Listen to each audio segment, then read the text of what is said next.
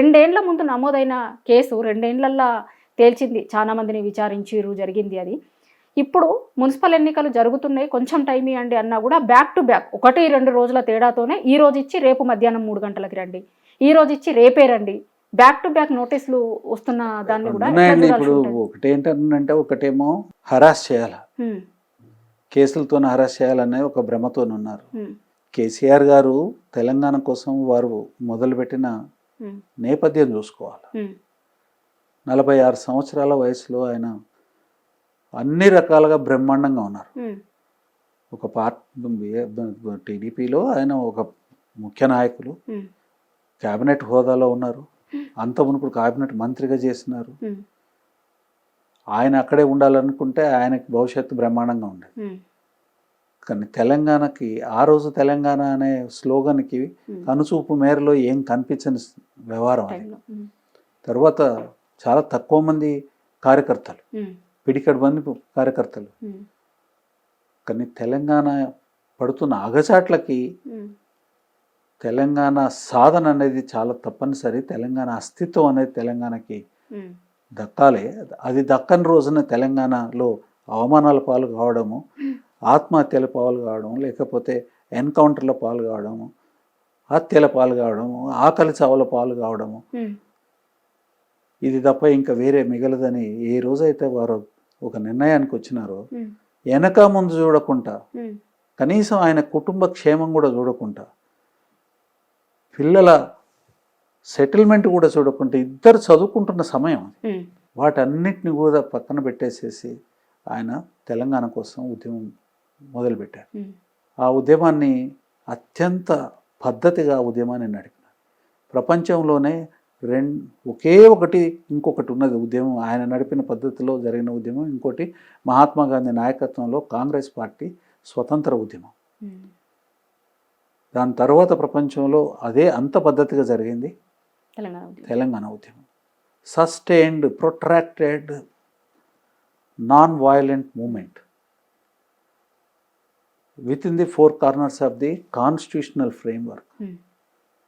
14 సంవత్సరాలు దాన్ని సస్టైన్ చేసుకుంటూ కుట్రలు, కుతంత్రాలు, హింస, దారుణాలు వీటన్నిటినీ అహింసతోనే ఎదుర్కొని తెలంగాణ చివరికి సాధించిన తెలంగాణ ఏ నాయకుడు ప్రపంచంలో రాసిస్తాను, ఏ ఛాలెంజ్కైనా నేను సిద్ధంగా ఉన్నా మాట్లాడేదానికి, ఏ నాయకుడు కూడా ఒక రాష్ట్రాన్ని సాధించిన, ఒక దేశాన్ని స్వతంత్రం సాధించిన నాయకులు ఎవ్వరు కూడా ఆ దేశాన్ని కానీ ఆ రాష్ట్రాన్ని కానీ అభివృద్ధి చేసిన దాఖలాలు లేవు.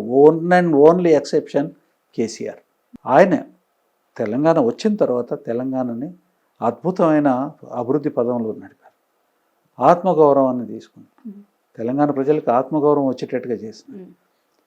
అన్ని రకాలుగా అభివృద్ధి ఇచ్చింది. తెలంగాణ ప్రజలు, తెలంగాణ నాయకత్వం ఎట్లా ఉంటుందో ప్రపంచానికి చూపించిన.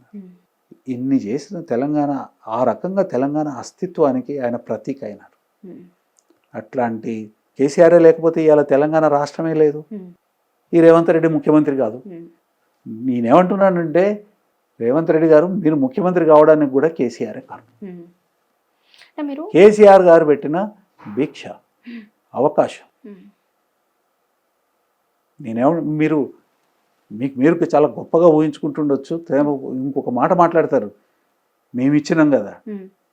మీరిచ్చేది నువ్వెక్కడున్నావు, అప్పుడు నువ్వేడా ఉన్నావు. అన్నిటికన్నా ముఖ్యంగా అసలు ఈ కష్టాలు తీసుకొచ్చి తెలంగాణ మీద నెత్తిన పెట్టింది కాంగ్రెస్ పార్టీ కదా. ఎవడు కలపమన్నాడు? కలిపిన తర్వాత వద్దనన్న పిల్లల్ని కాల్చిందేవాడు. తర్వాత మా తెలంగాణ మాకు కావాలని ప్రత్యేక రాష్ట్ర ఉద్యమం వచ్చినప్పుడు 380 మందిని పిట్టల్ని చంపినట్టుగా, కుక్కల్ని చంపినట్టుగా చంపినారు కదా మీరు, బ్రహ్మానంద రెడ్డి నాయకత్వంలో కాంగ్రెస్ ప్రభుత్వం. మరి ఆయన చంపుతా ఉంటే మీరంతా ఏం చేసినారు? తెలంగాణ నాయకత్వం వాళ్ళకి బానిసలాగా బతకలే? ఎంతమంది పిల్లలు, ఎన్ని జీవితాలు నాశనం అయిపోయినాయి. అంటే తరాలుగా ఒక నీళ్లు లేవు, మంచినీళ్ళు లేవు, సాగునీరు లేదు, ఆరోగ్యం లేదు, చదువుకునే అవకాశాలు లేవు, చదువుకుంటే ఉద్యోగాలు లేవు. జీవనానికి ఆధారమైన ఆధారాలన్నింటినీ కూడా సర్వనాశనం చేసి తెలంగాణని ఒక మరుభూమిలాగా తయారు చేసింది కాంగ్రెస్ పార్టీ. ఘోరాతి ఘోరమైన అవమానాల పాలు చేస్తున్నారు తెలంగాణ ప్రజల్ని ఆంధ్ర నాయకత్వం. దానికి మీరు తాబేదారులైనారు. అట్లాంటి తెలంగాణని దానికి విముక్తి తీసుకొని వచ్చి ప్రత్యేక రాష్ట్రం చేపించి 33 పార్టీలను ఒప్పించి పార్లమెంట్లో దానికి విజయాన్ని సాధించి తెలంగాణ తీసుకొచ్చిన వ్యక్తికి, ఒక శక్తికి గోడ మీద నోటీసులు రాసి పెడతారా మీరు? అవమానం చేయడానికే కదా, తెలంగాణ ప్రజల్ని న్యూనతాభావానికి గురి చేసే దానికోసమే కదా ఇదంతా చేసింది. పోలీసుల నిమిత్త మాత్రంలో అందులో పోలీసులు ఏముంటే పోలీసులు ఏం చేస్తారు? పొలిటికల్ లీడర్షిప్ నడిపినట్టు నడుస్తారు. అదే జరుగుతూ ఉన్నది కదా. మీరు ఇంతకుముందు అన్నారు 22 నెలలు అయిపోయింది కేసు.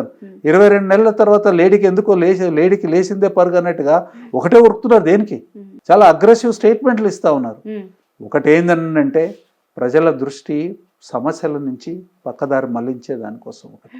రెండోది ఏంది అంటే భయపెట్టాలి, అవమానం చేయాలి. తర్వాత ఈ ఎన్నికలలో వీళ్ళు పూర్తి శక్తితోని పార్టిసిపేట్ చేయకుండా వాళ్ళ శక్తిని పక్కదారి పట్టిస్తే మేము గెలవచ్చు అనే ఒక అత్యాశ.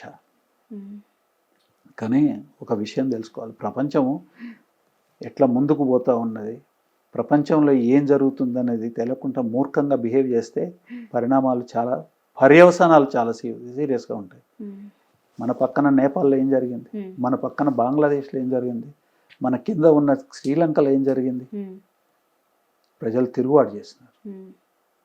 కొత్త ప్రభుత్వాలు వచ్చినాయి. ఉన్న ప్రభుత్వాలు విచ్చలవిడిగా బిహేవ్ చేసిన ప్రభుత్వాలు నామరూపాలు లేకుండా పోయినాయి. ఇక్కడ కూడా అది సాధ్యమయ్యే అవకాశాలు స్పష్టంగా కనిపిస్తూ ఉన్నాయి. ఈ రకమైన అరాచక పనులు ప్రభుత్వం చేస్తే